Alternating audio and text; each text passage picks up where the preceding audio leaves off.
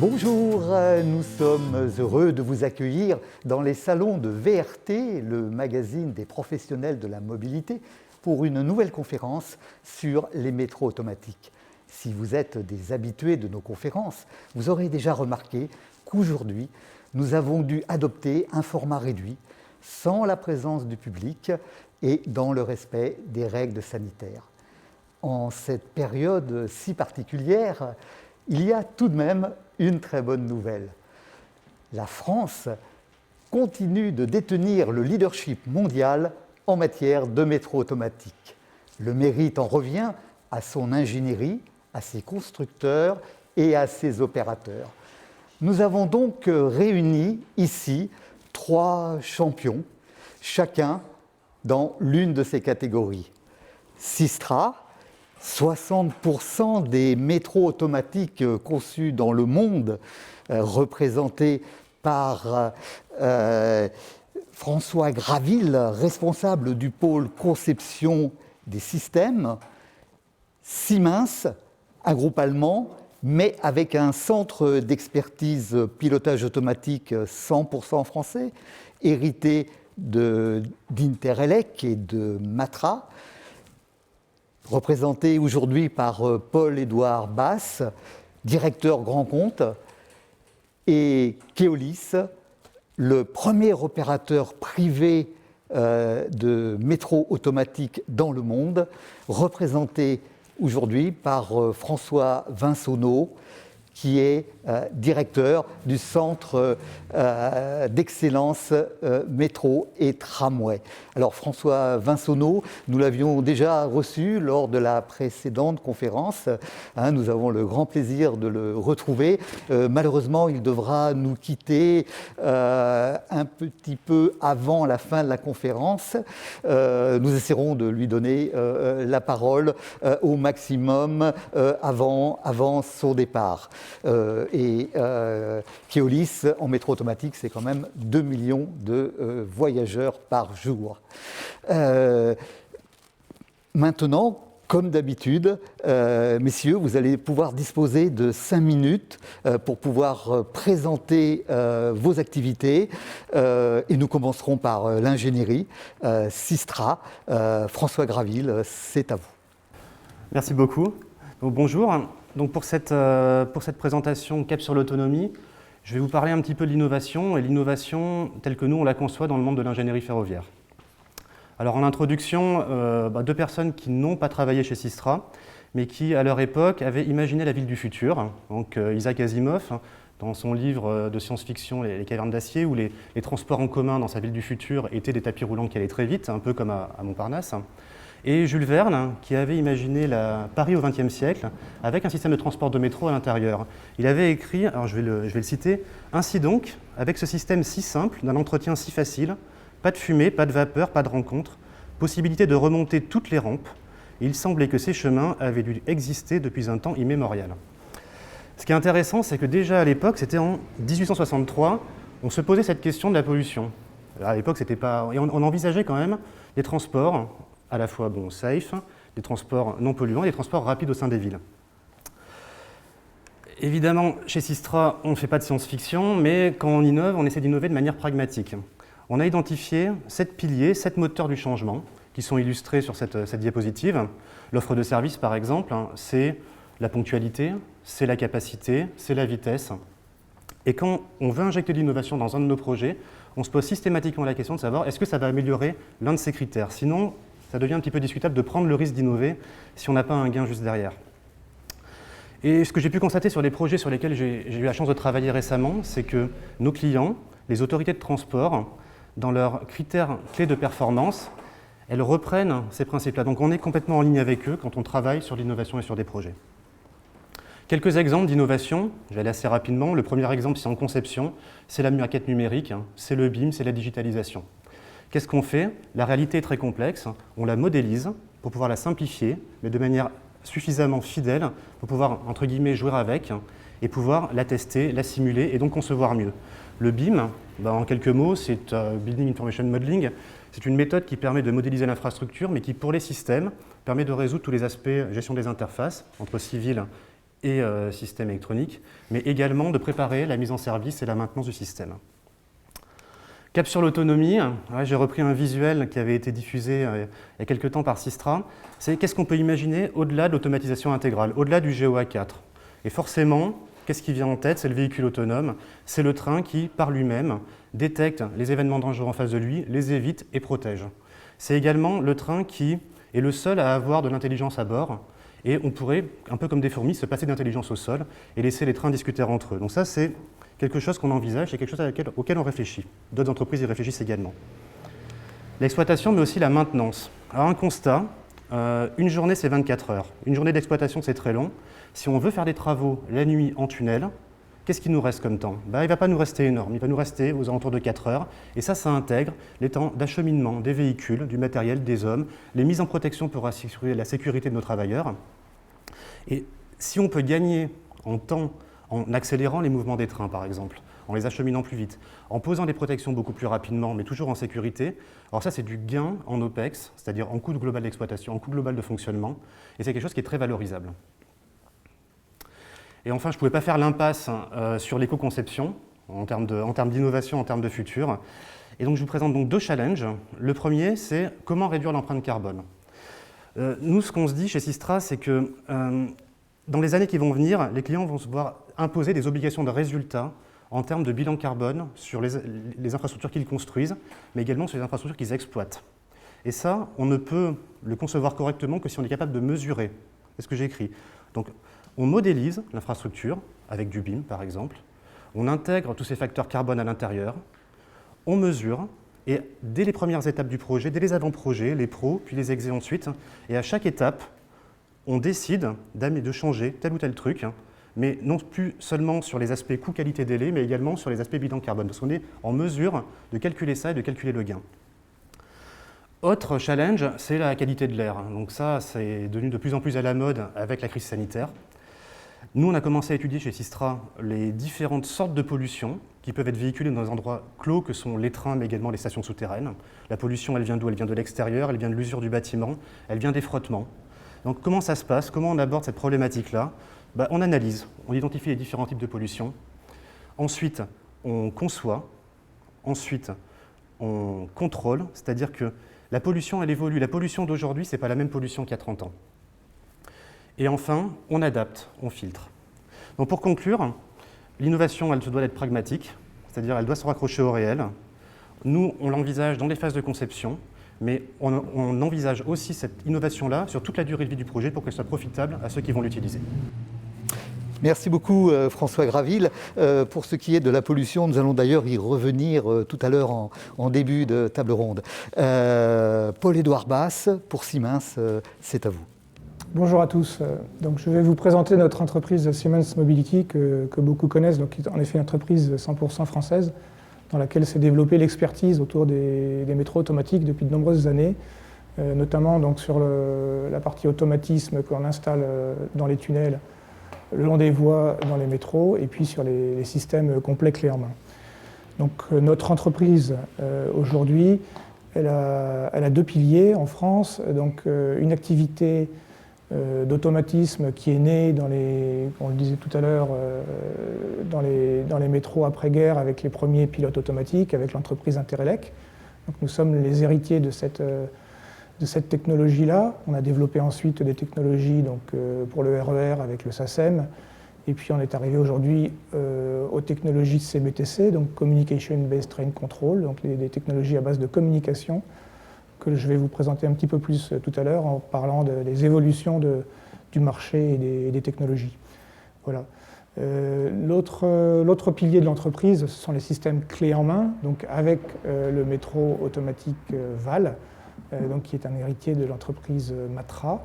Donc on a développé cette activité, développé maintenant une nouvelle génération qui s'appelle le NeoVal.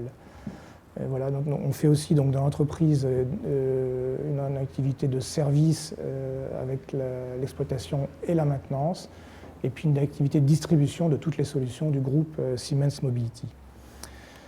Juste un aperçu de cette courbe d'accélération, donc pour vous montrer la tendance de notre activité aujourd'hui autour du métro automatique et des automatismes. Ça, ce sont nos références donc, dans le domaine des automatismes métro, CBTC. Donc ça a démarré dans les années 90 et 2000, donc historiquement à Lyon et à la RATP avec la ligne 14. On a ensuite développé un produit CBTC donc, pour New York, qui a été notre premier produit à base de communication radio, et qu'on a déployé ensuite en Europe, à Barcelone, dans une version sans conducteur. Voilà, donc ça, ce sont les projets de démarrage de notre CBTC. On a ensuite une phase dans les années 2000 de déploiement de la technologie dans les années 2010, déploiement de cette technologie sur des projets en Europe, en Amérique, avec une certaine accélération qui fait qu'aujourd'hui, on a une vingtaine de ces projets en cours et une phase dans les années qui viennent d'accélération sur ces différents projets. J'en présente très rapidement, je reviendrai dessus plus tard sur les aspects innovation. J'en présente 3 sur la partie Île-de-France, donc avec nos 3 principaux clients ici, qui sont la Société du Grand Paris, la RATP et la SNCF. Donc on est aujourd'hui présent sur le déploiement de la Société du Grand Paris en déployant donc les automatismes des métros sans conducteur. On est bien sûr historiquement très présent à la RATP avec un partenariat depuis plus de 30 ans donc qui s'exprime aujourd'hui sur la ligne 14 qui est un peu la colonne vertébrale du Grand Paris. Aujourd'hui, la ligne va tripler de longueur, la capacité va augmenter. La ligne va devenir la ligne de métro la plus importante d'Europe, 1 million de passagers par jour. Donc un projet d'envergure. Et puis un projet important pour nous aussi, c'est celui qu'on déploie pour le RER avec la SNCF, donc le projet Nexteo sur la ligne E, qui va bientôt donc traverser la capitale. Et puis je finis mon introduction avec quelques projets export, puisqu'on exporte notre technologie française à l'étranger. On a aujourd'hui donc une base importante de déploiement à New York avec 6 projets en cours. New York avec une technologie avec conducteur, donc de cette technologie toujours française, que l'on déploie aussi sur notre nouvelle génération de VAL, donc sur des applications aéroports, par exemple à Francfort, et que l'on déploie sur des systèmes clés en main comme celui de Riyad au Moyen-Orient avec 2 lignes dans ce chantier gigantesque. Voilà. Donc pour conclure aujourd'hui, pour conclure cette introduction, Siemens, qu'est-ce que l'on veut apporter avec nos solutions? On veut apporter déjà une intelligence à l'infrastructure, donc optimiser ce qui existe, donc en améliorant la performance. On veut faire ça de façon durable, c'est-à-dire accompagner nos clients tout au long du cycle de vie, installer un système qui va pouvoir durer 30 ans, 40 ans, le temps des cycles ferroviaires. Améliorer bien sûr l'expérience passager, c'est important de la prendre en compte dès la conception de nos systèmes. Et puis enfin, améliorer la disponibilité et la flexibilité de nos systèmes pour l'exploitant. Merci beaucoup Paul-Édouard Basse. Je rappelle que vous êtes directeur grand compte chez Siemens, que vous avez d'ailleurs la RATP parmi vos grands comptes. Et nous allons terminer ce premier tour d'horizon avec l'opérateur Keolis, François Vassonneau. Vous avez la parole. Bonjour à toutes et à tous. Merci pour cette invitation. Je souhaiterais profiter de cet échange, cette table ronde sur l'innovation dans le mass transit pour vous expliquer comment le digital, l'IoT, la data, la business intelligence vient complètement transformer aujourd'hui nos organisations, nos manières de travailler et quels sont les bénéfices associés. Avant de rentrer dans le cœur du sujet, quelques mots sur Keolis et le mass transit. Premier point que vous connaissez tous, donc Keolis est pionnier et leader du métro automatique avec la mise en exploitation du métro de Lille en 1983 Et dernièrement, la mise en service du métro de Doha, avant l'an prochain, la mise en service de la ligne B du métro de Rennes sur la base d'une solution Siemens. On est également leader du tramway avec plus de 1000 km en exploitation. Alors, en termes d'innovation, deux exemples très concrets. À la fin de l'année, nous mettrons en service le tramway de Doha, équipé d'un CBTC. L'an prochain, en début d'année, nous mettrons en service un nouveau tram dans une nouvelle région de Chine avec une solution sans caténaire, entièrement équipée de batteries. Donc l'innovation se trouve aussi dans les solutions énergétiques. Keolis devient également un acteur majeur du commuter rail avec la référence de Boston qu'on exploite depuis 2014 et dès l'an prochain, le commuter rail d'Adélaïde en Australie qui représente plus de 150 km de voies qu'on exploitera dès la fin de janvier 2021. On transporte chaque année 3,4 milliards de passagers. On gère un patrimoine de plus de 50 milliards d'euros d'actifs avec 68 000 collaborateurs répartis dans 15 pays. Je reviens sur le cœur de notre sujet, le cœur du débat, à savoir comment est-ce que le digital vient transformer nos organisations chez Keolis et vient complètement transformer nos métiers.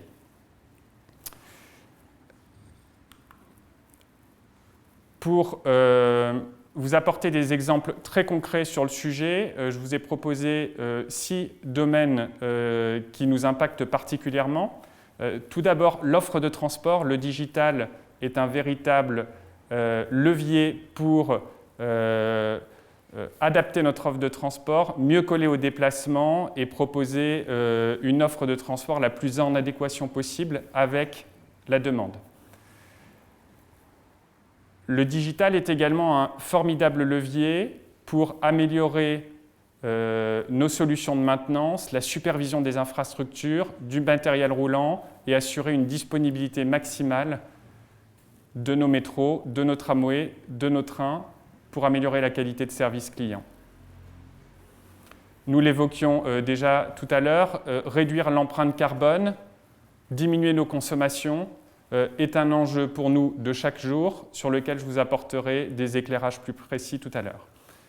Au-delà de la gestion opérationnelle au quotidien, on est de plus en plus présent également dans l'accompagnement auprès des autorités de transport sur le développement de leur stratégie patrimoniale de telle manière à optimiser les investissements, notamment sur des infrastructures vieillissantes sur lesquelles les enjeux d'investissement sont extrêmement importants. Alors, quelques éclairages ciblés sur chacun de ces points. Ce que vous voyez à l'écran, ce sont les traces GPS anonymisées de passagers sur une semaine. Et donc, vous voyez très clairement qu'aujourd'hui, particulièrement dans le contexte sanitaire actuel, on est obligé d'adapter l'offre de manière très agile, très réactive, et on s'équipe d'outils digitaux pour être en mesure de coller au mieux à la réalité des territoires, sans être obligé de mener des enquêtes origine-destination extrêmement lourdes. Donc la réactivité, l'agilité pour adapter l'offre de transport est essentielle. Deuxième exemple que je voulais partager avec vous, qui est un enjeu particulièrement fort dans le tramway, optimiser la vitesse commerciale est un enjeu fort dans le tramway. Aujourd'hui, on s'appuie sur des outils de business intelligence pour comprendre les irritants, réduire les temps d'arrêt en station, proposer des temps d'interstation qui collent le mieux avec le profil de vitesse. Et donc, vous voyez typiquement sur le graphe 6 juin une dispersion de temps d'arrêt en station sur lequel on a travaillé pour améliorer la vitesse commerciale de plus de 2 km/h sur le tramway T1 à Lyon. Le digital entre au cœur aussi de la gestion de l'infrastructure. Je vous le disais à l'instant, on gère des infrastructures, notamment par exemple dans le métro depuis plus de 35 ans, dans le tramway depuis plus de 20 ans. Il y a des véritables arbitrages patrimoniaux à mener et la supervision, le suivi de l'état de l'infrastructure, la projection de la durée de vie du rail, de la ligne aérienne de contact deviennent des enjeux majeurs sur lesquels on travaille extrêmement activement pour prévoir des solutions de renouvellement. C'est la même chose sur le train. On gère des trains de plus en plus intelligents, de plus en plus agiles pour assurer du télédiagnostic à distance, pour accompagner les conducteurs en cas de panne, mais également pour développer des régimes de maintenance prédictifs et améliorer la disponibilité des trains pour le service. Nous l'évoquions également, la réduction des consommations est un enjeu majeur pour nous. Ça se traduit dans la bonne gestion des bâtiments, ça se traduit dans la bonne gestion des stations. Quand vous regardez les stations du Grand Paris Express ou les stations de Doha, on parle d'immenses cathédrales sur lesquelles la bonne gestion de l'énergie devient un enjeu majeur. Mais c'est vrai également sur les problématiques de traction qui représentent l'essentiel de la consommation de nos systèmes métro notamment. Donc nous l'évoquions à l'instant, sur la problématique d'investissement est extrêmement forte. Un seul chiffre qui a été fourni par l'Imperial College sur les réseaux métro de plus de 15 ans, les investissements représentent 40% des OPEX, les investissements patrimoniaux.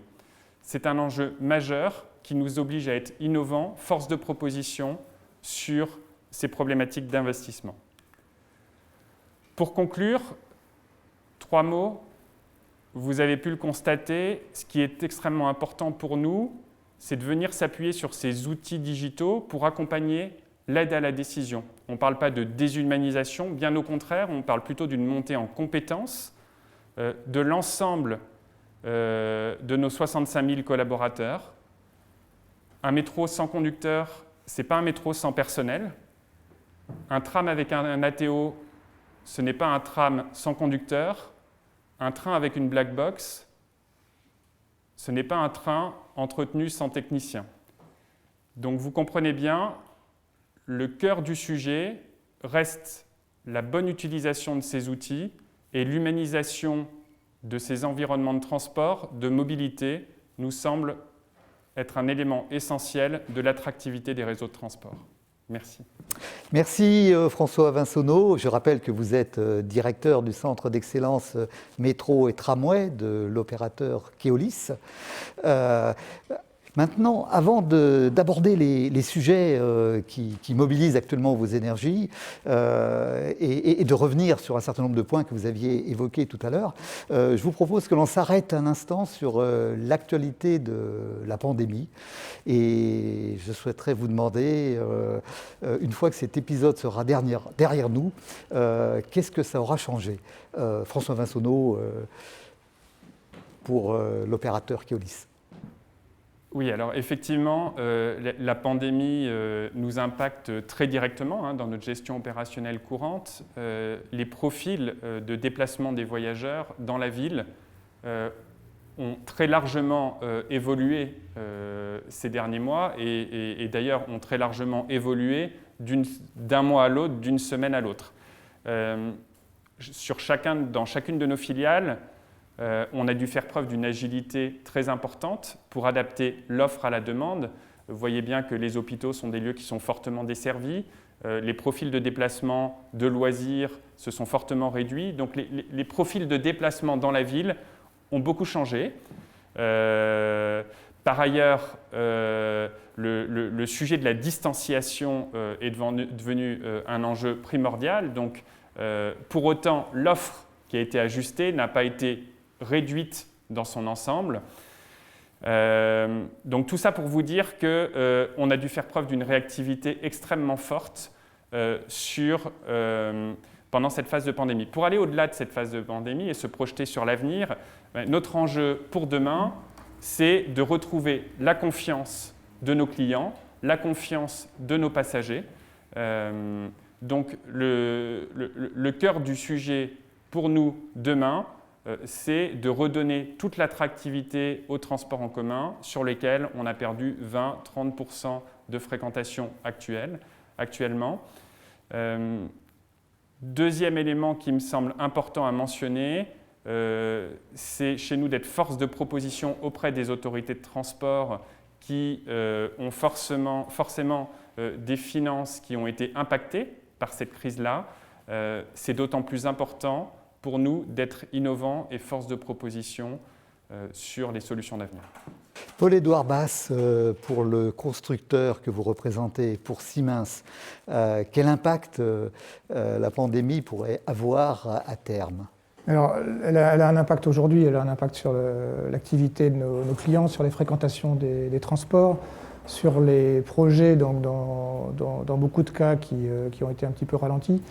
Ce que l'on espère et ce que l'on pense, c'est que cette crise est une parenthèse et qu'on va pouvoir repartir vers un rythme qu'on dit normal, avec bien sûr des évolutions et des améliorations dans le futur. Donc que nos clients vont pouvoir redémarrer s'ils ont stoppé certains projets comme ils étaient prévus avant, et même peut-être les améliorer sur certains points, sur le confort passager, sur les espaces disponibles, sur le suivi des flux.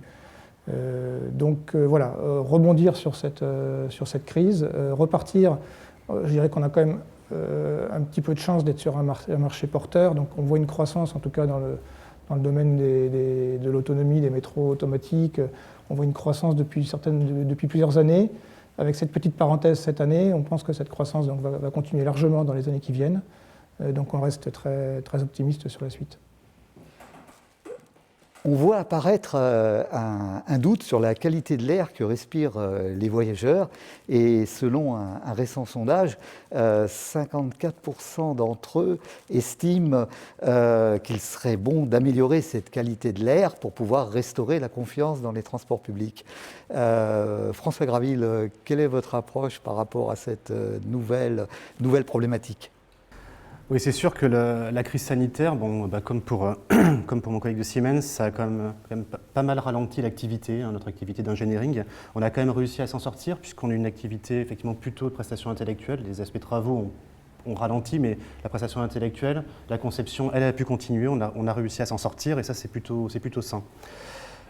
Par rapport à votre question sur la pollution de l'air et sur la transmission du virus, on voit bien que sur les infrastructures de transport, on est dans des lieux clos, que ce soit le train ou que ce soit la station souterraine, et on a bien vu que c'est les lieux dans lesquels le virus se propageait le mieux, en fait, ou subsistait le mieux. Donc nous, on avait effectivement, comme j'ai présenté tout à l'heure, une approche sur le filtrage de l'air. Il faut qu'on ait un air clean qui circule dans l'ensemble des endroits clos, à savoir le train et la station. Et cette crise a accentué ce besoin de concevoir des systèmes qui véhiculent cet air clean. Il n'y a pas des milliards de façons, en fait. Le meilleur moyen, c'est le filtrage. C'est la filtration. Différents types de filtration qui existent. Il faut filtrer, effectivement, dans les trains. Il faut filtrer dans les stations. Il faut aussi filtrer dans les salles techniques, puisque, comme disait mon collègue de Keolis, les métros ont beau être sans conducteur, ils ne sont pas sans personnel. Il faut aussi, et eux sont tout le temps présents pendant l'exploitation, il faut aussi qu'eux puissent respirer un air propre et puissent travailler sereinement. Lorsque les réseaux existants doivent s'agrandir, ils peuvent être tentés de reconduire en fait des solutions existantes, tout simplement parce que ça marche, c'est éprouvé, on ne prend aucun risque. Si on prend l'exemple de Rennes, la deuxième ligne du Val de Rennes, le choix a été fait pour le Néoval, qui est une autre technologie. François Vinsonneau, c'est un choix en tant qu'exploitant que vous souhaitiez. Alors, si on regarde effectivement le métro de Rennes, aujourd'hui, quand on regarde la ligne A du métro de Rennes, il y a un niveau de disponibilité qui est extrêmement élevé, à 99,99% de disponibilité. Et donc, on a souhaité poursuivre, la métropole de Rennes a souhaité poursuivre ce partenariat avec Siemens, qu'on a accompagné. Et actuellement, on mène un travail collaboratif extrêmement fructueux avec Siemens sur le sujet pour assurer un lancement avec un grand niveau de disponibilité l'année prochaine. Clairement, Siemens apporte toute la satisfaction attendue pour également assurer sur cette ligne B un grand niveau de disponibilité sur le réseau. Et Paul-Édouard Basse, pourriez-vous justement en fait rappeler les avantages inhérents à la technologie Neoval qui en fait surpassent largement les inconvénients de ne pas être compatible finalement avec l'existant, parce que finalement c'est cela le problème principal. Oui, donc en complément de ce qu'a dit François, je pense qu'on a eu la chance d'avoir à Rennes un client qui est rentré dans notre démarche d'innovation et de renouvellement de cette nouvelle génération de VAL. Donc il avait sur sa ligne A un système avec un VAL gabarit étroit, c'est comme ça qu'a été conçu le VAL à l'origine, un système très léger, moins cher, avec une performance très forte. Pour la ligne B, et étant donné les évaluations de trafic, le choix a été fait d'augmenter les largeurs et de passer sur une nouvelle technologie qui allège l'infrastructure. Donc c'est la technologie du VAL nouvelle génération qu'on appelle NeoVal ou CityVal. Et donc de déployer une infrastructure plus légère. Et c'est là un des avantages certains de ce système, c'est qu'en fait il a été conçu en système complet, c'est-à-dire le matériel roulant avec sa voie, avec ses automatismes, avec son énergie, pour optimiser l'ensemble. Et on optimise y compris la partie infrastructure génie civil. Donc l'objectif, c'est là où il y a les coûts les plus importants, d'arriver à réduire des budgets de génie civil en levant des contraintes. Levant des contraintes grâce, par exemple, à des facilités d'insertion plus importantes sur des pentes, sur des courbes, des choses comme ça. Donc voilà, d'un côté, c'est un système en effet qui est technologie pneus, qui se base sur la performance et conçu donc, de façon un peu intégrée. Et de l'autre côté, on essaye d'exporter le moins possible de contraintes vers l'extérieur pour avoir un système moins cher. Je voulais juste rebondir en fait, sur un aspect qui me semble très intéressant sur Rennes, c'est qu'il y a un travail collaboratif étroit entre le systémier et Keolis en tant qu'opérateur. Typiquement, on réfléchit déjà aujourd'hui sur un système natif qui est équipé en capteurs à développer des régimes de maintenance prédictifs, que ce soit sur les portes palières, que ce soit sur les portes du train. Il y a des essais qui sont faits dans ce sens-là et cette coopération très en amont nous permet de réfléchir à des leviers d'optimisation, de performance pour une mise en service dans des conditions optimales. Et pour rester sur cette problématique de l'innovation, sur un réseau existant, François Graville, à quel moment, vous qui êtes le concepteur, à quel moment il est pertinent de réinjecter de l'innovation ? C'est vrai que Systra travaille assez régulièrement sur des projets qu'on dit de migration, c'est-à-dire qu'un système arrive en fin de vie, en particulier le matériel roulant, mais très souvent l'automatisme, la signalisation, et on se dit c'est l'occasion finalement d'insérer de l'innovation dans ce nouveau, soit cette extension, soit cette migration, ce changement de système. Donc le meilleur moment, effectivement, selon nous, c'est lorsque des systèmes majeurs du système de transport, des composants majeurs du système de transport arrivent proches de la date de péremption, de se dire, ok, c'est peut-être le moment de massifier ce changement, c'est-à-dire insérer une innovation sur un système qui marche bien, c'est prendre un risque. C'est prendre un risque d'avoir une exploitation dégradée pendant un certain temps. Alors que l'intégrer avec d'autres travaux, bon déjà je pense d'un point de vue budgétaire c'est plus acceptable à faire passer, il y a une grosse dépense qui est prévue, une innovation en plus elle est bienvenue. Lorsqu'on rénove un train, généralement on retrouve une amélioration de l'information voyageur à l'intérieur, parfois des services supplémentaires à destination des voyageurs. Donc le bon moment c'est effectivement, on va dire tous les 20 ans, 30 ans, quand il y a un gros changement à prévoir, un gros changement à budgéter, et on ajoute cette innovation-là à ce moment-là.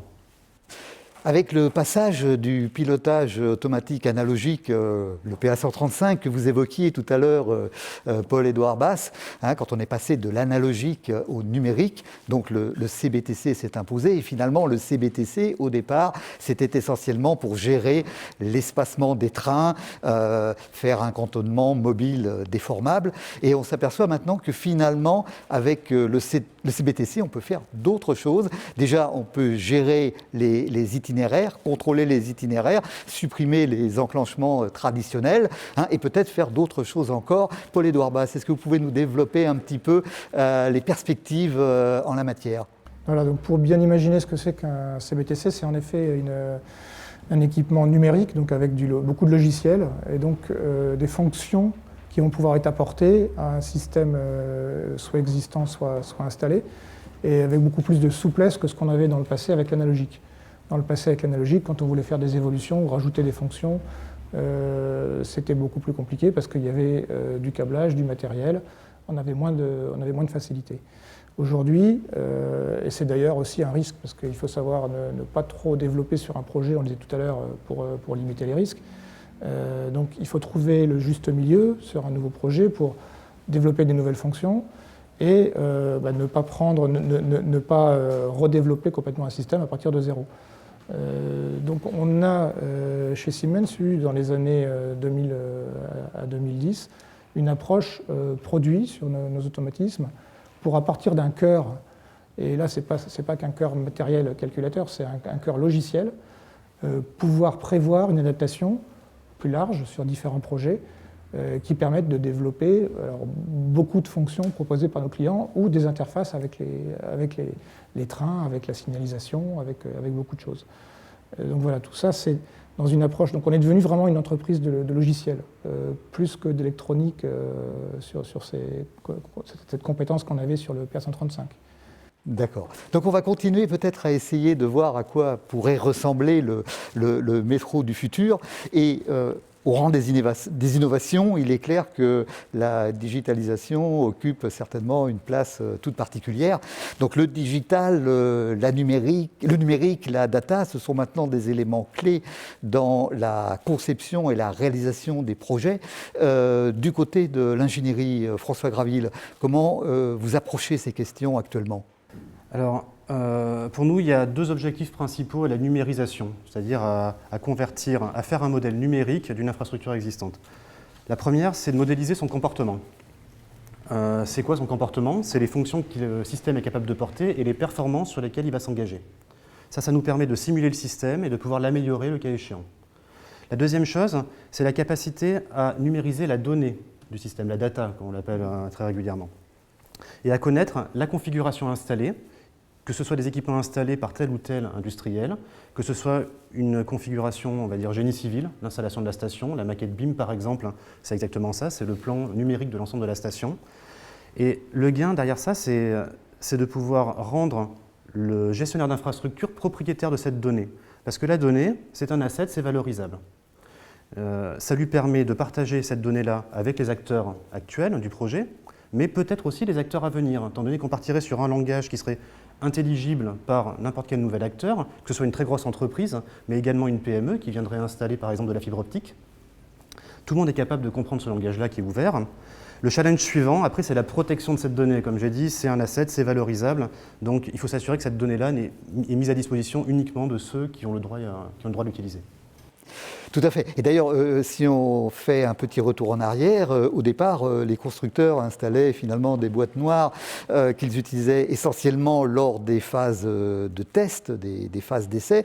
Et puis ensuite, effectivement, ces boîtes ont remonté de plus en plus d'informations que les constructeurs sont heureux d'avoir d'ailleurs lorsqu'ils ont le contrat de maintenance pour pouvoir travailler. Mais de toute évidence, il y a donc un enjeu sur la protection et l'accès à ces données qui, effectivement, comme vous le disiez, doivent rester la propriété de l'AO et de l'opérateur, de l'autorité organisatrice et de l'opérateur. François Vassonneau, quels sont les moyens pour être sûr que finalement on ne va pas aller à l'encontre de la vision systémique entre exploitation et maintenance? Oui, alors effectivement, vous parliez du sujet de la propriété de la data, toute la data qui est émise par un train intelligent aujourd'hui qui va être équipé en capteurs. Donc ce qu'il ne faut pas oublier, c'est que cette data est effectivement la propriété de l'autorité organisatrice qui est propriétaire du matériel. Et donc ça, c'est extrêmement important de pouvoir le spécifier en amont de manière à ce que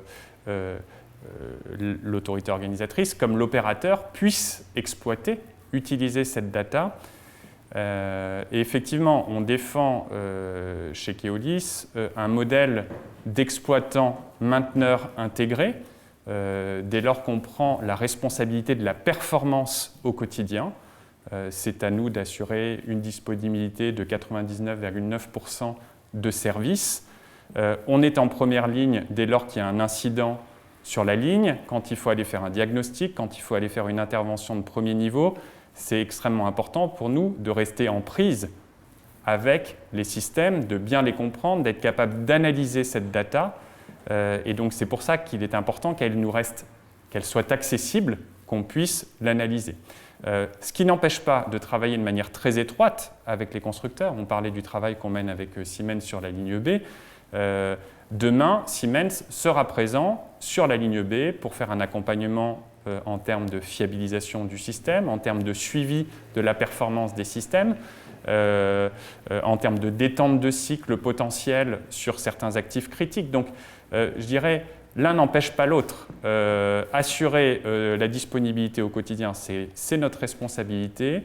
Travailler dans la durée sur la fiabilité dans la durée de ces systèmes, c'est une responsabilité conjointe qu'on peut prendre avec des formes de partenariat adaptées à chaque contexte local. Oui, alors justement, existe-t-il déjà des projets de modélisation numérique qui seraient dans un langage standard et donc non propriétaire, dont l'autorité organisatrice, l'opérateur pourrait se servir de façon extrêmement intuitive, par exemple pour la maintenance des infrastructures. François Graville, est-ce que vous avez déjà ça en quelque sorte dans les cartons ? Vous voulez dire une modélisation des assets, modélisation en fait, numérique des infrastructures, oui, mais dans un langage standard, non propriétaire, et donc très facilement utilisable par... très facilement, c'est oui. Oui. Il y a toujours un petit peu de travail. Il y a toujours un petit peu de travail. Par des spécialistes. Non, oui, tout à fait, tout à fait. Ce qui est utilisé aujourd'hui, en tout cas chez Systra, et je prendrai l'exemple du projet Dubaï, sur lequel on travaille depuis quand même pas mal d'années chez Systra. On a utilisé donc toujours le BIM pour modéliser l'infrastructure et pour commencer à intégrer non seulement la configuration installée, mais également l'ensemble des données associées à chaque item installé, à savoir sa documentation de maintenance, sa documentation de conception. On arrive ainsi à faire une passerelle entre l'objet tel qu'il est conçu, l'objet dans sa globalité, mais également l'ensemble des documents qui sont gérés en configuration, et de faire le lien avec ça, ce qui permet de concevoir ce qu'on pourrait appeler un référentiel technique du réseau, qui serait construit pendant la phase de conception d'installation par l'ensemble des titulaires et les maîtrises d'œuvre, et qui serait mis à disposition du mainteneur essentiellement, mais aussi de l'exploitant, au moment du transfert en gestion technique, c'est-à-dire pour ses formations, en préparation de la marche à blanc et en vue de la mise en service. Donc oui, ça existe, il y a différents moyens de faire. Les outils d'aujourd'hui permettent de faire ça de manière plus efficace, parce qu'on constate quand même qu'il y a eu, sur les projets sur lesquels on travaille, une forte inflation de la donnée produite et de la documentation produite. Avant, on n'avait pas tous ces outils informatiques pour produire des masses de plans. Et bon, maintenant, c'est comme ça, on en produit plein. Il y a beaucoup de données à traiter, beaucoup de données à gérer. Et suite à cette inflation-là, il faut mettre en place les outils pour trier et pour que l'accès se fasse plus facilement. Un mainteneur ne peut pas se permettre d'aller chercher avec sa baguette de sourcier au fond d'une piscine le document dont il a besoin pour maintenir. Donc ça, c'est un lien, c'est une construction qui se fait autant que possible durant toute la phase de conception, mano à mano avec le mainteneur et l'exploitant, jusqu'effectivement une mise en service réussie. Ah d'accord. Alors continuons justement sur la maintenance des infrastructures. Paul-Édouard Basse, sur la ligne 15 du Grand Paris, vous allez automatiser les trains de maintenance pour qu'ils arrivent le plus vite possible, en quelque sorte, sur les chantiers. C'est une première en Europe ? Alors c'est une première, parce qu'en effet on fait ça sans conducteur. L'idée c'est de dire il y a des créneaux très courts la nuit, donc en dehors de l'exploitation pour maintenir les voies. Et en plus, le Grand Paris, il y a des kilomètres de voies, ça fera 200 km de voies à la fin. Donc il faut savoir aller sur un endroit très rapidement, avec les bons trains et même répartir ces trains en fonction des travaux. Et donc le client nous a demandé de réfléchir à une solution et de concevoir cette solution où on a des trains donc, de travaux qui sont équipés, qui sont sans conducteur, qui vont aller donc, à l'endroit prévu à l'heure dite et même pouvoir se scinder pour que chaque voiture aille sur la partie qui est prévue pour elle pour les travaux la nuit, que les voitures se reconfigurent en fin de nuit et qu'on reparte donc, en dépôt à l'heure dite. Et en effet, c'est une première. Ouais. François Graville, c'est ce que vous appelez, je crois, le CBTC by Night, avec l'idée, bien entendu, de pouvoir essayer de diminuer le plus possible la période au cours de laquelle le système est figé pour des questions de maintenance, hein, et pour augmenter la période d'exploitation autant que faire se peut. Oui, tout à fait, tout à fait. Alors, CBTC by Night, c'était une terminologie qu'on avait trouvée l'an dernier, qu'on trouvait assez sympa. Bon, oui, je suis content qu'on la reprenne. Je suis content qu'on la reprenne. Utilisons-la. Donc effectivement, oui. Les 4 pistes qu'on avait explorées à l'époque, c'était effectivement accélérer les mouvements des trains de travaux en les automatisant pour aller au plus vite, au plus tôt sur la zone où ils doivent travailler avec les agents. Mettre en place des zones de protection plus rapidement, mais de manière toujours aussi sûre. C'est sûr que par rapport au temps logistique que je montrais tout à l'heure, si on passe une demi-heure à dérouler du rubalise pour bien délimiter les zones sur lesquelles les agents vont intervenir, ça c'est du temps perdu, on ne peut pas vraiment travailler. Après, les 2 autres axes sur lesquels ça peut être intéressant de travailler pour améliorer toujours ça, c'est en faire plus en journée. Parce que toutes les activités, par exemple, d'auscultation, qui pourraient être faites de nuit, visite, observation de la voie, observation du tunnel, le fait d'avoir des véhicules d'auscultation, ce soit des trains dédiés avec des capteurs qui vont explorer la voie, qui vont explorer l'infrastructure, explorer la caténaire, mais également des trains voyageurs, des navettes qui seraient équipées, pour un exemple, d'accéléromètres au niveau des boîtes d'essieu et qui pourraient capter des défauts de rail. Ça permettrait de gagner énormément de temps en se disant « Ok, on a capté un défaut, cette nuit on intervient à tel endroit avec telle équipe ». Donc ça, c'est en faire plus en journée pour en avoir moins à faire la nuit. Parce qu'en fait, la maintenance de nuit, c'est de l'espace-temps. C'est-à-dire qu'on ne peut pas faire 2 choses au même endroit au même moment. Donc si on peut enlever de la charge la nuit, ben, quelque part, on va pouvoir améliorer notre densité de chantier. Ça, c'est le premier point. Deuxième point, aussi intéressant, c'est tout ce qui est Internet des objets, d'accord ?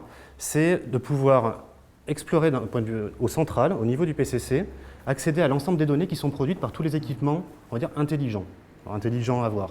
Mais ces données sont remontées, on investigue, on diagnostique, et après on peut corriger. Et ça, c'est intéressant pour le mainteneur, c'est celui qui va diagnostiquer au sein du système de transport.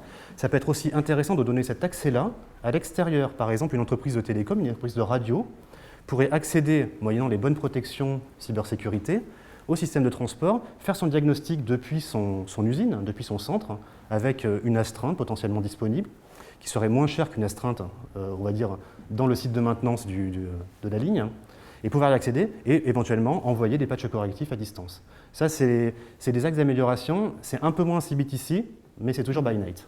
Et tout à fait intéressant. Donc nous avons évoqué la maintenance des infrastructures. Je voudrais qu'on parle un peu maintenant de maintenance des trains, d'autant que la supervision à distance des équipements embarqués permet maintenant finalement d'intervenir juste avant que ça ne casse finalement sur le matériel roulant. Hein, on va passer d'une maintenance préventive, hein, avec des opérations à intervalles déterminés, à une maintenance prédictive, hein, et qui va permettre en fait de diminuer énormément le nombre d'opérations programmées. Hein, je crois que ça doit être de l'ordre de 30 à 40%. François Vinsonneau, comment est-ce que vous appréhendez cette question côté opérateur ? Alors sur le matériel roulant, il y a plusieurs enjeux. Le premier enjeu, c'est de maximiser la disponibilité des rames pour l'exploitation. Plus les rames elles sont en ligne, mieux c'est. À la limite, il n'y aurait pas de maintenance à faire sur la rame, on serait tous ravis, ça éviterait d'acheter 8, 10, 12% de trains en plus pour effectuer les opérations de maintenance. Donc, qu'est-ce qui se passe par rapport à ça ? Comme on est sur des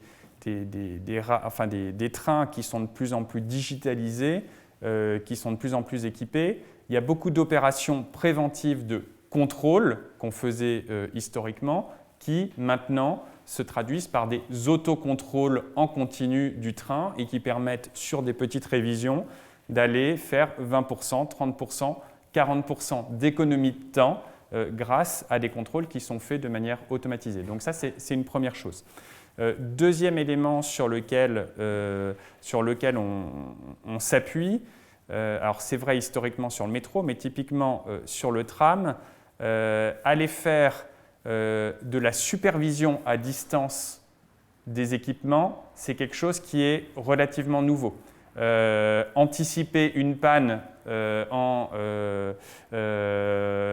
en identifiant depuis un poste de commande centralisé les précurseurs de panne et éventuellement retirer la rame en ligne sans que ça ait d'impact sur le passager, donc le faire en station terminus ou en fin de service. Ça, c'est typiquement des leviers sur lesquels on travaille aujourd'hui pour améliorer la disponibilité. Et puis, vous l'évoquiez, finalement, un train, ça va enregistrer un certain nombre de données. Pour peu qu'on communique ces données au dépôt pendant le service, derrière, ça permet de planifier les opérations correctives qui vont devoir être faites le soir sur le train. Et puis finalement, en s'organisant mieux, le train il va passer moins de temps au dépôt pendant la nuit. Donc voilà, plus on anticipe les opérations à faire, plus on peut mettre en place de la maintenance dynamique.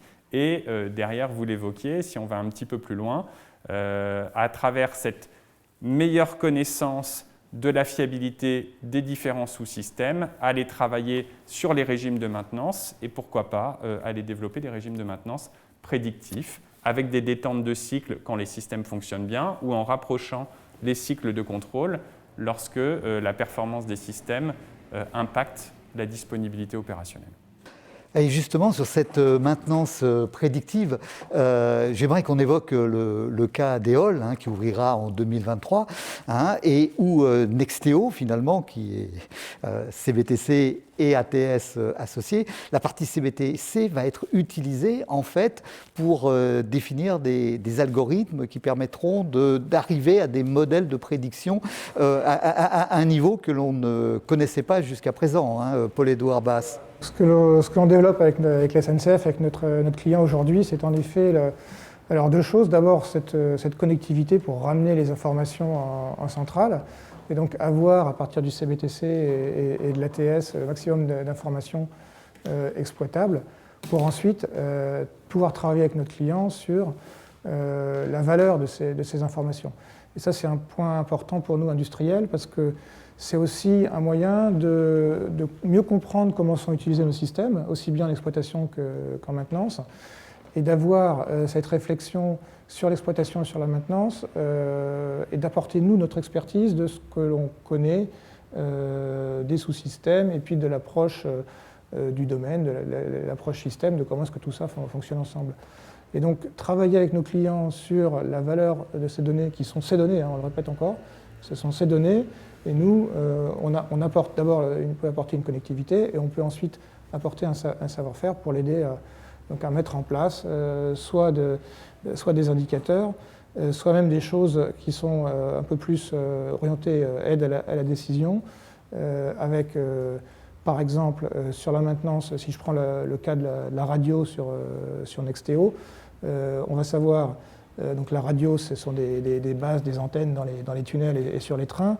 On va savoir analyser toutes les informations données qui sont assez complexes de ces radios sol et train, les croiser, trouver des points d'incohérence et arriver à détecter des signaux faibles et des signaux qui vont nous dire avant l'heure qu'il y a une difficulté sur un équipement qu'il va falloir changer. Et donc on arrive avec des algorithmes assez intelligents et surtout de l'apprentissage à introduire dans la maintenance, j'ai pris l'exemple de la radio, de la maintenance prédictive en avance de phase pour éviter les pannes. Et on utilise aussi, ces données pour de l'aide à l'exploitation. Donc si je prends la fonction, donc, le sous-système ATS+, donc de la SNCF sur Nexteo, on va pouvoir définir des règles de régulation avec de l'algorithmique assez complexe pour définir jusqu'à 6 ou 7 règles de priorité, de critères de priorité, parce qu'on est sur un système très ouvert et donc la régulation est complexe. Et en fonction des priorités qu'on va donner à chaque critère, des intervalles de train, des respects des priorités à certains trains, etc., permettre à ce trafic de rester fluide tout au long de l'exploitation. Et alors, pour tirer tout le potentiel de ces systèmes, on imagine qu'il y a la nécessité de très très bien les maîtriser. Donc, il y a évidemment un enjeu très fort autour de la formation, de la montée en compétences, du maintien des connaissances. François Massonneau, est-ce qu'on peut dire que les techniciens d'entretien doivent se transformer en quelque sorte en experts informaticiens ?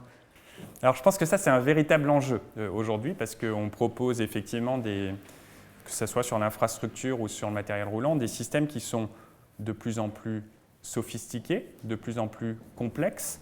Et donc, il y a un véritable enjeu de développer la bonne compréhension de ces systèmes et puis se projeter dans 20 ans, dans 25 ans. Est-ce qu'on sera capable de gérer ces systèmes qui ont été développés 25 ans auparavant? Donc ça, c'est un vrai sujet qu'il ne faut pas négliger. Et donc, effectivement,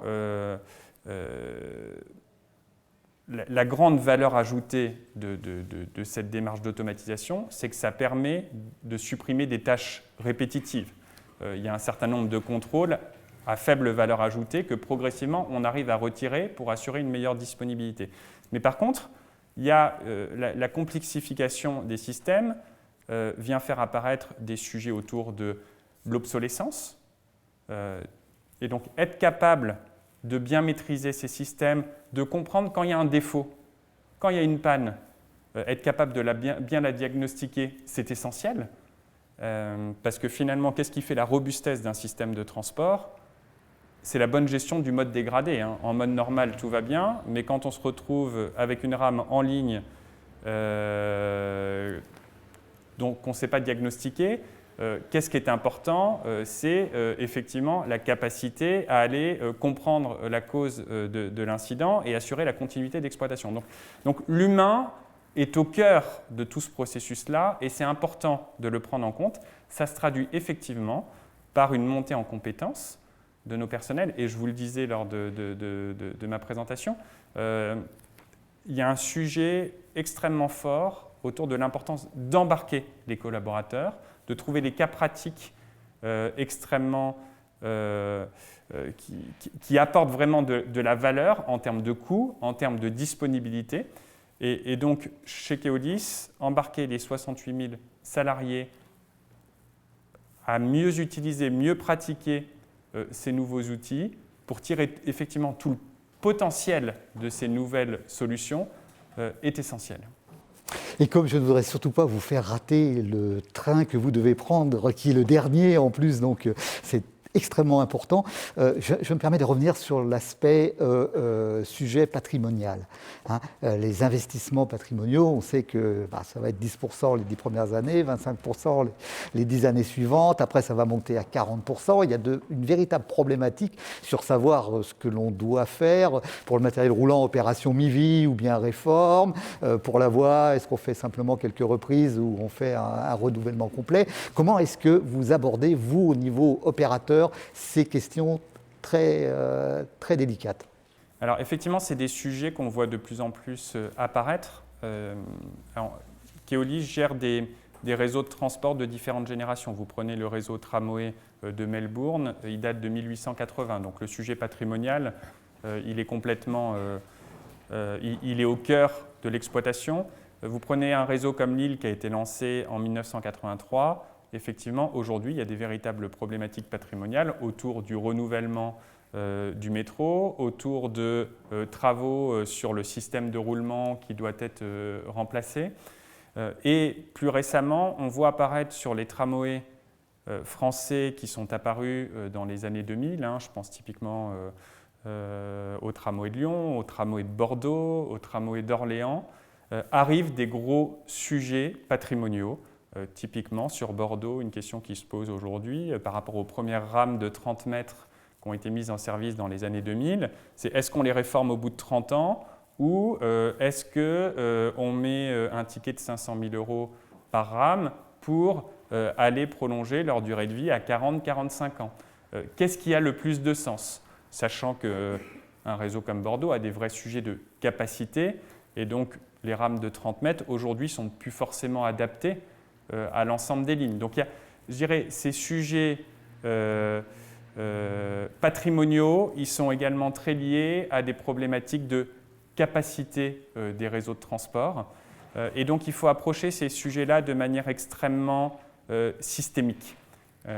Typiquement, sur le réseau de Lyon, on a travaillé avec l'autorité de transport, le Citral, sur un projet qui s'appelle Avenir Métro et qui s'est ensuite accompagné d'un projet Avenir Tramway qui intègre à la fois ces problématiques patrimoniales et les problématiques d'augmentation de capacité, parce que finalement, les deux sujets sont extrêmement imbriqués. Si je peux apporter une dernière précision, ce qui est notre rôle en tant qu'opérateur, premièrement, c'est d'éclairer les autorités de transport sur les enjeux patrimoniaux, donc les aider à se projeter à 5 ans, à 10 ans, à 15 ans sur leurs enjeux, parce que derrière, c'est des investissements lourds qui demandent des finances à dégager. Et puis derrière, notre rôle, c'est de leur proposer des scénarios différents, suivant l'ambition qu'ils peuvent porter, pour qu'ils s'orientent sur tel ou tel choix patrimonial. Typiquement, je prends un exemple très concret, un rail sur une voie tramway, on peut le recharger ou on peut le remplacer. Voilà, c'est des stratégies qui sont différentes, il y a des plus, il y a des moins, mais il y a des vraies stratégies patrimoniales à aborder sur chacun des systèmes critiques d'un système de transport. Merci beaucoup. Je voudrais maintenant que l'on aborde quelques nouvelles idées tout à fait intéressantes et tout à fait prometteuses. Dans votre exposé, François Graville, vous évoquiez les objets connectés. Donc, on sent très bien qu'à ce niveau-là, il y a un problème de débit, bien sûr, mais il y aura la 5G qui va certainement pouvoir résoudre un certain nombre de choses. Mais il y a essentiellement un problème de disponibilité. Vous avez véritablement besoin d'une disponibilité à 100% pour les systèmes que vous devez faire fonctionner. Est-ce que vous pourriez nous dire un petit peu comment est-ce qu'on peut résoudre ce problème de la disponibilité pour les objets connectés? Alors oui, c'est clair que par rapport aux objets connectés, c'est vrai qu'on est sur une tendance qu'on observe dans le monde de la high-tech. Si on voit ce qui était présenté, par exemple, lors du CES à Las Vegas, tout est connecté, tout est intelligent, tout est formidable. Et c'est vrai qu'on voit qu'il y a une tendance dans laquelle nous, on va forcément s'inscrire à un moment ou à un autre. Mais quand on dit connecté, ça veut dire que ça repose sur une infrastructure de télécom qui est soit filaire, soit radio. Et si cette infrastructure de télécom, elle tombe, dans ce cas-là, on perd toutes les fonctions qu'on avait imaginées au départ. Petite anecdote, ça fera peut-être sourire par les doigts, mais c'était il y a une vingtaine d'années, un peu plus d'une vingtaine d'années, quand Siemens avait lancé son premier système CBTC avec radiopropagation libre. Et Siemens était en concurrence, c'était peut-être encore Matra à l'époque, était en concurrence avec des systèmes qui proposaient une communication, puisque c'est communication-based, mais pas en propagation libre en tunnel, mais avec un guide d'onde. Et dans les analyses d'appel d'offres, il y a eu certaines, j'ai pu lire, par-ci par-là, des gens qui trouvaient ça risqué quand même, de se dire, ah oui, si tout repose sur la communication, CBTC, et que la propagation, c'est pas si évident que ça, moi je ne suis pas expert radio, mais il semblerait que ce soit pas si évident que ça, ils avaient plutôt tendance à se raccrocher à quelque chose de plus robuste. Bon, au final, ça marchait. Bon, ça marchait plutôt bien. Mais là, on se repose la même question, c'est-à-dire on se dit, on va tout connecter sur un réseau, sur des ondes radio. Moi, je ne suis pas contre la 5G, je veux dire, je ne suis pas non plus moi-même convaincu par le modèle Amish, d'accord, mais il faut quand même s'assurer qu'on a cette disponibilité-là. Alors, on n'aura jamais les 100%. Pour avoir les 100%, comment on fait? Parce que les pannes, elles arrivent.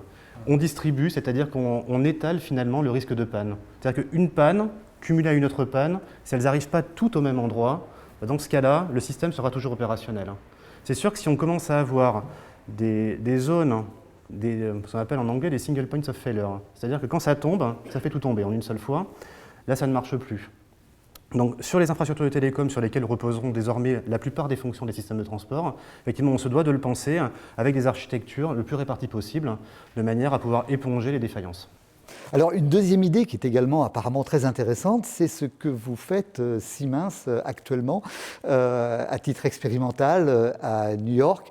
C'est l'UWB qui est en quelque sorte un GPS dans les tunnels et qui a quand même deux avantages importants finalement. C'est qu'on n'a plus besoin de l'odométrie à bord des rames et d'autre part on n'a plus besoin d'avoir des balises en voie qui sont toujours ennuyeuses quand on a à intervenir sur la voie elle-même et remplacées en quelque sorte par des balises actives dans les voussoirs du tunnel. Est-ce que vous pourriez nous en dire un petit peu plus là-dessus là? Voilà, donc notre client à New York, ou nos clients à New York, parce qu'on a deux clients là-bas, déploie aujourd'hui du CBTC sur les lignes métro, donc avec un programme qui est établi, qui est un petit peu forcément ralenti en ce moment, on en parlait tout à l'heure avec la crise sanitaire, mais qui va redémarrer ensuite. En parallèle de ce déploiement, le client réfléchit aussi à comment est-ce qu'on peut introduire des nouvelles technologies, soit pour simplifier les systèmes existants, soit pour accélérer leur déploiement, soit pour arriver à apporter des nouvelles fonctions. Et donc on est rentré dans ces réflexions avec le client, et notamment en effet sur cette technologie ultra-wideband qui en fait permet, alors c'est une technologie industrielle qui est déjà déployée généralement dans des grands endroits clos, pour localiser par exemple dans l'industrie des chariots dans des entrepôts, des choses comme ça, donc qui se fait de façon très précise. Et donc l'idée c'est en effet de pouvoir localiser dans les tunnels avec ce système qui fonctionne comme un GPS, les trains, et d'utiliser aussi une fonction qui serait une fonction de communication qui est possible avec ces ondes. Donc d'un côté la localisation, de l'autre côté communiquer avec le sol et récupérer des informations dans un système qui serait plus léger qu'un système CBTC où on passe par une radio. Voilà. Donc ça, c'est pour l'instant, en effet, comme vous le disiez, de l'expérimentation. Ce sont des réflexions dans le domaine qui est des réflexions basées sur... il y a des nouvelles technologies qui se développent, il y a l'ultra-wideband, il y a beaucoup de technologies dans le monde de l'autonomie, dans l'automobile, des capteurs qui permettent de la détection d'obstacles, qui permettent peut-être d'envisager donc de fonctionner sans conducteur dans des milieux plus ouverts que le métro. Donc c'est des réflexions qu'il y a évidemment dans le monde du tramway, dans le monde du train, dans le monde du bus, parce qu'on travaille aussi dans le monde du bus. En France, on a développé un système automatique sur les bus qui permet... Alors, on avait déjà le système de guidage de ces bus. Maintenant, on a développé une fonction qui permet l'espacement, en fait, le longitudinal, c'est-à-dire comme un pilote automatique de métro, voilà, qui sera déployé l'année prochaine à Tokyo. Mais je reviens à New York, donc. Le client est féru d'innovation, pense qu'on peut aller plus vite, et donc on est rentré en effet dans cette démarche, alléger le système, les balises, pourquoi pas en effet dans l'avenir les supprimer, en tout cas ne pas les avoir au milieu de la voie, parce que quand on refait un ballast c'est compliqué, quand on veut maintenir la voie c'est compliqué, donc avoir plutôt des balises sur les murs.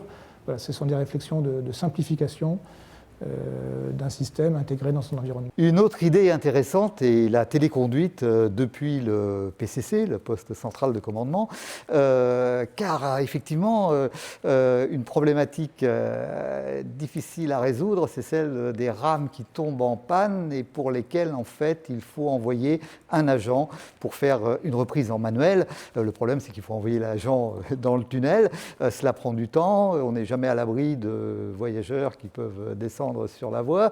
Est-ce que vous pouvez nous expliquer un petit peu, Paul-Édouard Basse, en quoi consiste ce système de téléconduite depuis finalement un poste fixe au PCC?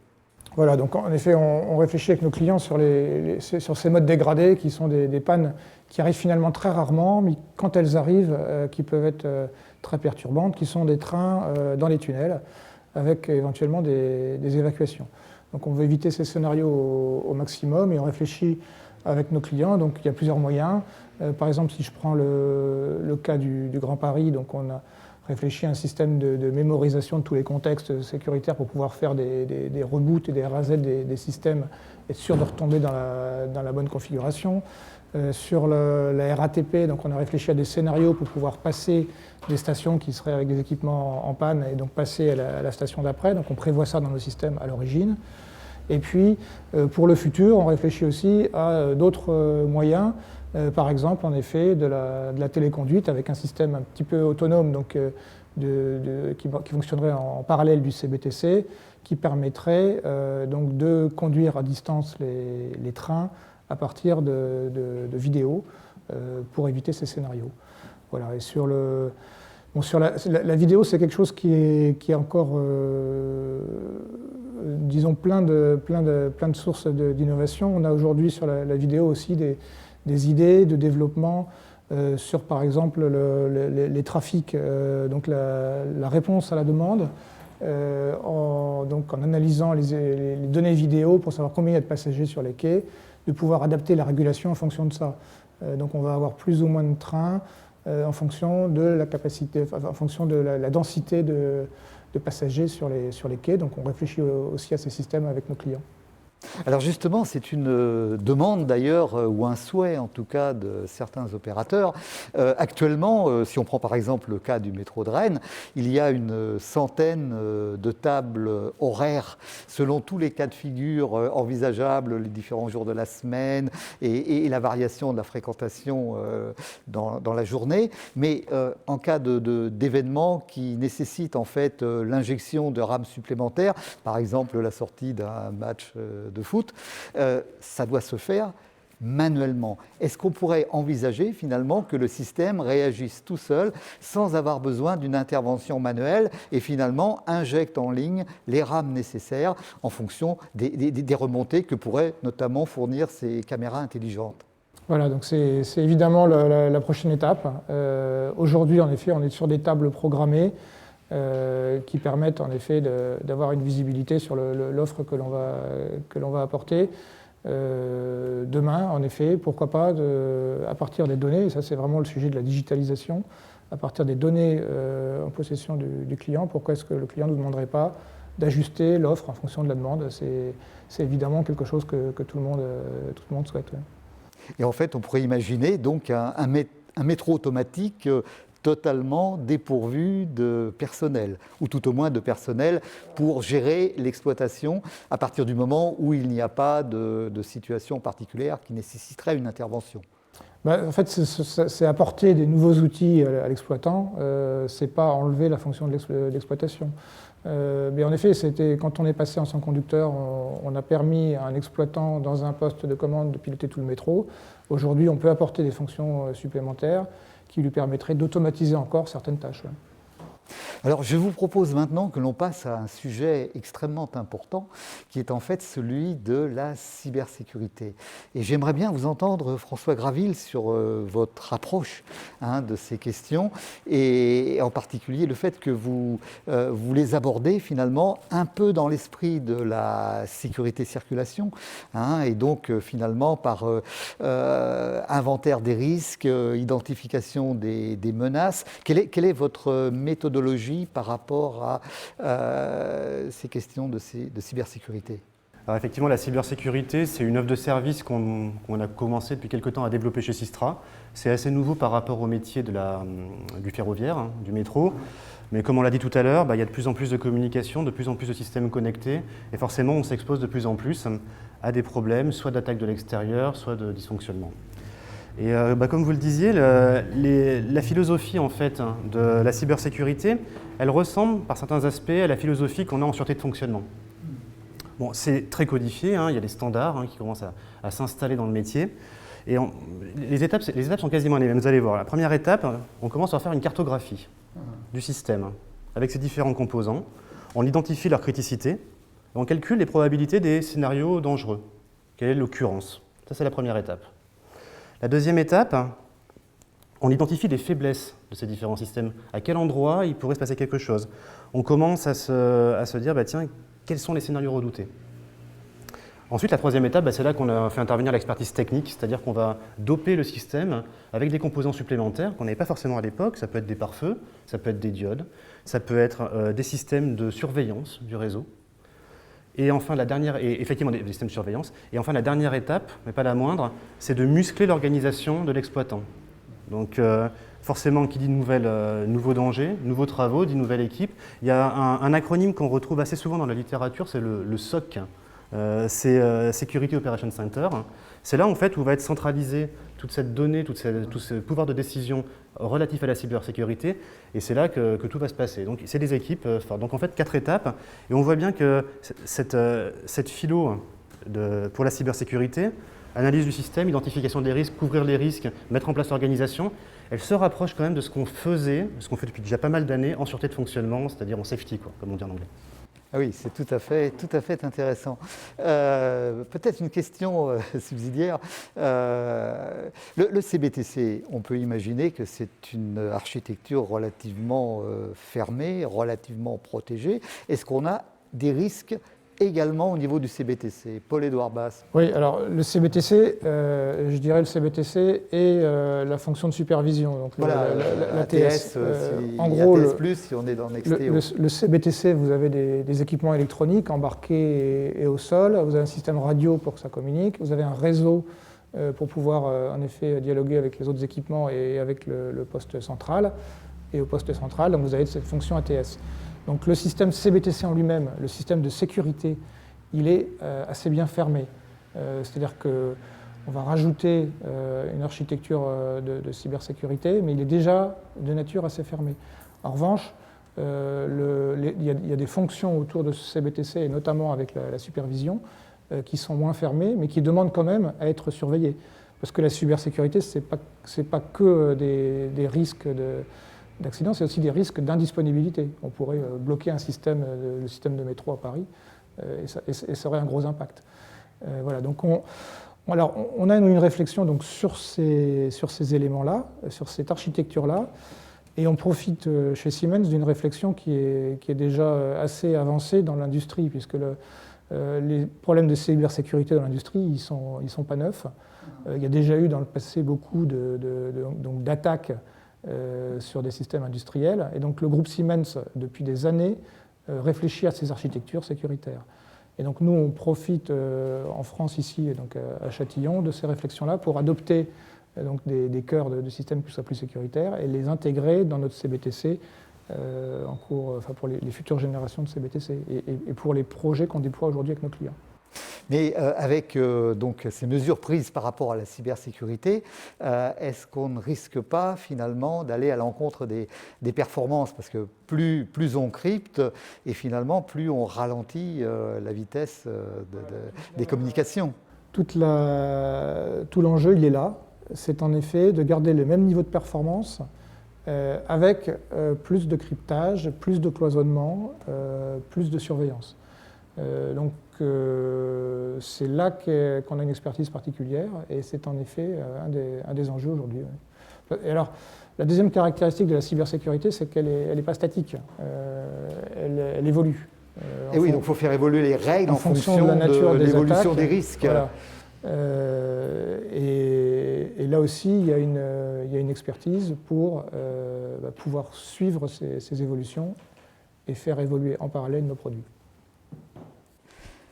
Alors, on va aborder un tout autre sujet maintenant qui concerne donc la rénovation des systèmes existants dans un cas bien particulier finalement où l'on a déjà un métro automatique et l'obsolescence en fait de la technique ou même simplement le besoin de capacités nouvelles oblige en fait à changer de système. Or, par définition, ces systèmes-là, a priori, quand on installe un nouveau système, ça n'est pas dans l'idée qu'on va devoir le remplacer, même si ce n'est pas quelques années plus tard. Et donc, en fait, après, il y a un terrible problème de coexistence des deux systèmes pendant un certain temps, puisque finalement, il va falloir faire la migration tout en assurant la continuité du service. Côté Systra, François Graville, comment vous appréhendez cette question-là et quelles seraient vos recommandations ? Alors effectivement, nous on a beaucoup de projets de migration chez Systra. Je ne vais pas tous les lister, mais bon, c'est vrai que je prends l'exemple de celui de Santiago, ligne 1 au Chili. C'était un projet qui n'était pas forcément évident non plus, puisqu'on passait d'une exploitation avec un système type conduite manuelle à un système driverless. Ce qui est important quand on démarre une étape de migration, une activité de migration, c'est déjà d'être sûr qu'on connaît bien l'existant, la base installée. Ce qui n'est pas forcément tout le temps le cas, parce que les mises à jour des plans ont été faites de manière souvent désordonnée, et le recensement de l'état origine prend déjà pas mal de temps à nos équipes. On a l'état d'origine, on a l'état final, c'est-à-dire en général c'est un métro qui tourne sans conducteur, c'est souvent ce qu'on cible. Et après il peut y avoir des étapes intermédiaires. Je prends l'exemple, alors c'est ce qui a été fait sur les projets parisiens. Il y a une étape, on passe d'une version RAM, où en fait les trains sont toujours exploités avec un conducteur à bord, mais on a mis à jour certains systèmes, soit d'enclenchement, soit de PCC. Alors là, vous évoquez quel... C'est ce qui a été fait sur ligne 1 par exemple. Sur ligne 1, sur ligne 1 par okay. exemple. Avec la coexistence, donc pendant un certain temps, des deux modes du PA et du CBTC. Voilà, une version RAM navette en fait, où les trains type navette respectaient la signalisation latérale, et on enchaînait un remplacement. Ça, c'est une méthode qui marche plutôt bien, effectivement. On repose sur des couches en fait, du système qui sont testées, robustes, sécurité, et on remplace au fur et à mesure les trains. Ça, c'est pas toujours possible. On a eu des exemples. Il y a de plus en plus en fait, de projets de migration, on en aura de plus en plus forcément, migration d'un système sans conducteur vers un autre système sans conducteur. Et comme vous le disiez si justement, les systèmes ne sont pas conçus, quand ils sont installés, ils sont modernes, ils ne sont pas conçus pour être remplacés. C'est-à-dire qu'on n'imagine pas, quand on a déployé Meteor, on n'a pas imaginé en se disant tiens, dans 30 ans, on va remplacer Meteor, on va le concevoir pour être remplacé. Et ça peut poser des soucis. C'est-à-dire qu'une méthode simple, enfin simple façon de parler, on va dire connue et fiable, telle que celle qui a pu être déployée par exemple sur Santiago, sur Paris Ligne 1, ne va pas forcément marcher sur un projet de migration de driverless à driverless. Parce que le système, qui est désormais ancien, il n'a pas prévu d'avoir un super système plus fort que lui qui tourne en même temps. Donc ça, c'est une des premières problématiques. Et enfin, un des problèmes que nous on rencontre quand on fait des projets de migration, c'est que cette phase intermédiaire que vous mentionniez, c'est souvent une phase pendant laquelle la performance globale du système de transport va être dégradée. Pour un exemple, quand on passe d'une exploitation avec un SACEM par exemple, où les trains on n'est pas en full moving block, mais ils sont quand même assez proches, et qu'on commence à y intégrer un système qui lui est en full moving block, mais qui ils ne sont pas interconnectés entre eux, on est obligé d'espacer et de repasser sur un mode d'espacement un peu plus ancien, de type bloc fixe. Et bien ça, convaincre le client que pendant cette période-là, peut-être qu'on aura un peu moins de performance, ce n'est pas toujours évident. Donc le travail, c'est effectivement pour nous, côté engineering, c'est de état d'origine, état final, identifier les différentes étapes. Parfois, le chemin pour aller de l'état d'origine à l'état final n'est pas forcément ni le moins cher ni le plus rapide, mais c'est souvent celui qui va nous mener jusque-là, avec des fois des clients accompagnés pour les convaincre qu'on va perdre un petit peu pendant quelques temps. Alors, il y a le cas particulier très intéressant de la ligne 14, avec 1 million de voyageurs par jour, je crois. Ce serait le plus gros métro d'Europe, en quelque sorte, la première ligne d'Europe. Ce qui est intéressant, c'est que finalement, Paul-Édouard Basse, vous allez devoir doubler en 2022 et 2023 progressivement sur les rames et au niveau des équipements au sol, doubler donc les équipements embarqués, les équipements au sol, tester finalement toutes les nuits, et puis finalement il faudra que, je crois que c'est pour l'été 2024, il faudra que tout ça marche, mais on va basculer en une seule fois. Donc là il y a un challenge fantastique là. Voilà, donc comme le disait François, on est aujourd'hui donc sur la ligne 14 sur le système Meteor qui va migrer progressivement, mais pas si progressivement que ça, puisque en effet il va falloir passer sur un autre système, et donc que le système Meteor puisse passer la main à un système CBTC. Quand on faisait ça sur la ligne 1, on injectait progressivement des trains sans conducteur dans un trafic de trains avec conducteur. On respectait la signalisation, l'espacement des cantons. Et donc, on pouvait faire cette approche progressive. Avec un système sans conducteur, le système sans conducteur ne va pas reconnaître les nouveaux trains sans conducteur qui vont arriver. C'est une réflexion qu'on pourra avoir avec nos clients aujourd'hui, de savoir si, en effet, on ne veut pas développer en avance de phase pour les futurs projets cette reconnaissance. Mais aujourd'hui, ce n'est pas le cas dans Meteor. Et donc, on va avoir 2 systèmes qui vont progressivement donc, être implémentés l'un parallèlement à l'autre, avec des tests de nuit sur le nouveau système. Et puis quand on sera sûr que tout marchera, et la spécificité c'est qu'on va faire beaucoup de tests, d'abord en usine pour être sûr de nous, et puis ensuite dans les courts créneaux de nuit, mais donc le maximum d'essais en usine. Quand on sera sûr, on pourra passer d'abord la nuit sur le nouveau système, et puis ensuite, en effet, 2 jours sur le système existant, étant donné qu'on aura, comme vous le dites, doublé tous les équipements au sol et dans les trains. Donc voilà, il y a de toute façon des solutions qui sont plus ou moins complexes. L'enjeu, c'est de choisir la meilleure. Et ce système ligne 14, c'est une ligne en effet avec une grosse capacité. Ça va être une première de faire cette migration d'un GOA4 vers un GOA4 pour 2024. Je dirais peut-être juste un mot de ce marché des migrations. Quand on parle automatisme, on en a parlé tout à l'heure, il y a un marché très important de développement des métros automatiques. Si on regarde les métros automatiques en général, l'étude du ITP disait qu'il y a 1000 km de métro automatique, c'était en 2018. Voilà, exactement, il y a 2 ans, absolument. Et il y en aura 4000 en 2030. Donc, nous, chez Systra, on travaille sur 1000 km en ce moment de métro automatique, donc voilà. C'est à peu près ces ordres de grandeur. Oui, donc c'est énorme. C'est ces ordres de grandeur. Donc ça, c'est le marché du métro automatique. Et puis on peut regarder aussi une niche qui est le marché de la resignalisation, donc aussi bien avec ou sans conducteur. Et ce marché, il s'accélère aussi, et notamment en Europe, parce qu'on a des lignes qui sont matures, sur lesquelles les clients veulent augmenter les performances, et apporter donc, du CBTC avec ou sans conducteur, c'est un moyen d'améliorer les performances. Et on peut faire ça, disons, sur un projet pur automatisme, ou sur un projet couplé à du matériel roulant ou à de la rénovation de signalisation. Mais on peut aussi le faire sur du pur automatisme. Donc c'est un moyen, de façon assez rapide, d'améliorer la performance et d'apporter de l'offre aux usagers. Alors il y a un dernier point sur lequel nous n'avons pas eu le loisir encore de discuter, qui est un point important, qui concerne le développement durable. Je voudrais juste que l'on en dise quelques mots. Et déjà, la problématique de l'optimisation de la consommation énergétique, ce sont des questions que l'on ne se posait pas il y a quelques années et qui maintenant deviennent très prégnantes. Est-ce qu'on peut réfléchir, par exemple, à des systèmes qui pourraient, en quelque sorte, faire qu'une rame accélère quand une autre freine, de manière à pouvoir utiliser la récupération d'énergie de manière plus pointue. Est-ce qu'il y a des réflexions autour de cela ? Alors, si je reprends on le fait déjà, je dirais, si je reprends ce cas de la ligne 14, on a déjà amélioré la consommation d'énergie grâce au système automatique de 15%. Ce sont les mesures que la RATP a faites, a été labellisée d'ailleurs grâce à ça.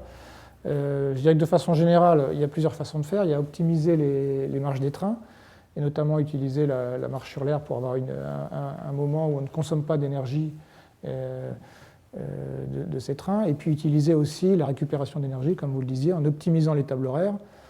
Pour des systèmes automatiques, c'est plus facile, parce que d'abord on va avoir plus de trains, et on va pouvoir utiliser le freinage d'un train pour accélérer un autre. Donc ça se fait de façon électrique, et ça marche pas mal.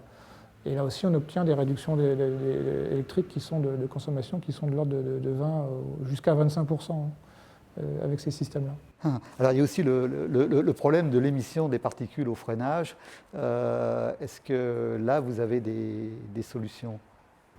Alors là aussi, l'automatisme, il apporte quelque chose, parce qu'il apporte le côté systématique, et il apporte la modélisation, c'est-à-dire qu'on peut anticiper et prévoir exactement ce que l'on veut faire pour le freinage. Donc après, il y a une interface à prévoir avec le matériel roulant, parce que les matériels roulants ont des freinages électriques et des freinages mécaniques. Donc on va pouvoir optimiser ces freinages électriques par rapport à ces freinages mécaniques. Et puis on va pouvoir optimiser aussi le freinage lui-même. C'est-à-dire que par exemple, sur des heures creuses, on va pouvoir moins freiner, c'est-à-dire en fait freiner plus tôt et moins fort que ce qu'on fait habituellement. Et donc libérer moins de particules de freinage. Donc, ce sont des modèles qui sont de l'optimisation, mais que l'automatisme permet. Ouais. Et pour finir, peut-être en reprenant ce que nous évoquions au début, le leadership de la France en matière de métro automatique, qui est évident à l'heure actuelle, comment est-ce que vous l'envisagez ? Comment envisagez-vous son évolution dans les années qui viennent ? Est-ce que, par rapport à la mondialisation, il sera toujours possible de conserver finalement cette prééminence sur ces technologies qui, au départ, sont très françaises ?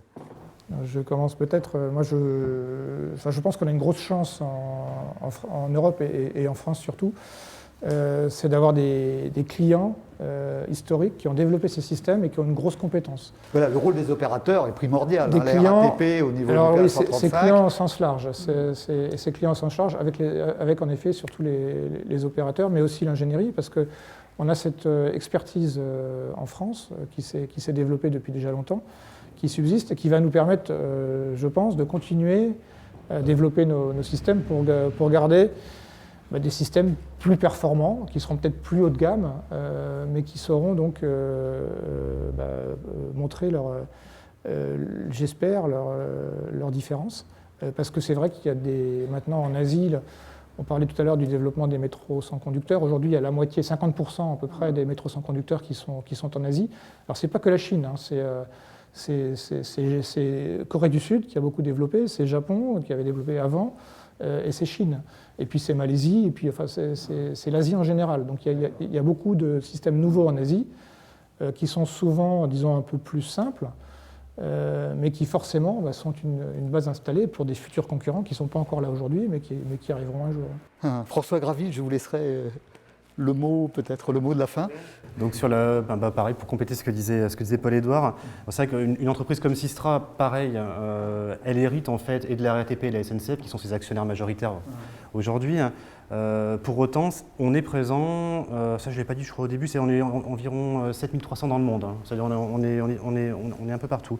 Aujourd'hui on a encore un coup d'avance, hein. Clairement l'ingénierie française dans le monde du ferroviaire, dans le monde de l'urbain a encore un coup d'avance. Parce qu'effectivement, on intervient sur des projets où le travail est, entre guillemets, un petit peu haut de gamme. Pour autant, comme disait Paul-Édouard, il y a la concurrence d'ingénierie qui sont un peu moins chères que nous, qui commencent à augmenter en performance. Ce n'est pas des gens qui sont forcément mauvais, hein, c'est des gens qui sont bons aussi. Et nous, on se doit effectivement de rester toujours un cran devant, avec soit des nouvelles offres de services, soit des méthodes de travail qui sont plus efficaces, qui nous permettent d'aller plus vite, d'augmenter le niveau de qualité. On déploie de plus en plus des approches de type systémique sur nos projets, c'est-à-dire ne jamais perdre de vue dans tout le cycle de développement le besoin initial de manière à éviter les reprises, à ne pas se retrouver surpris au moment de la mise en service avec des fonctions qui ne sont pas remplies, des perfs qui ne sont pas remplis. Donc oui, on essaie de garder toujours ce temps d'avance. C'est vrai que ce n'est pas évident, mais pour l'instant, ça tient. Bien, le temps imparti à cette conférence est maintenant terminé.